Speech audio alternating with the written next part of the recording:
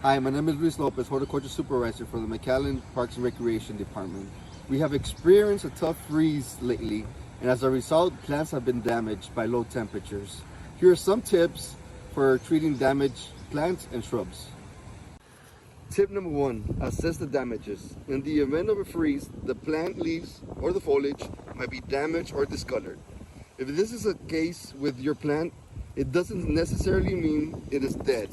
You can always check for greenery, leaves on the foliage, or what you can do is do a surface scratch on the branch or in the trunk and look for greenery. If there's green, there's hope for it to be live. Tip number 2, water, water, water. This is the most important tip you can do.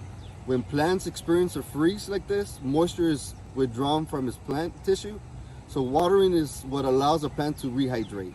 Tip number 3, hedging and pruning. Before you hedge or be tempted to, wait. Wait for warmer temperatures, monitor the weather, make sure not to be expecting a freeze anytime. Pruning your plants before time can be more harmful than beneficial. If it does freeze and your plant is pruned, you can surely lose it. Wait for a couple of days closer to spring. Tip number 4, fertilizing.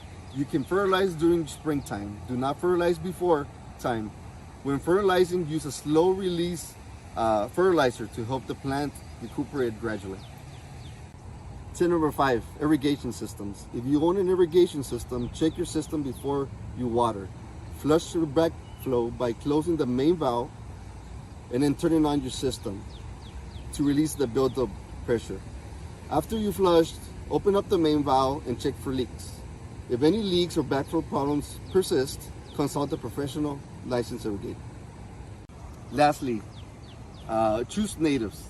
Plants that are natives have a better recovery percentage than a non-native plant, which is important to choose wisely on what to plant. Not only will the native plant last longer, but attract birds, butterflies, and wildlife that will provide habitat and food sources.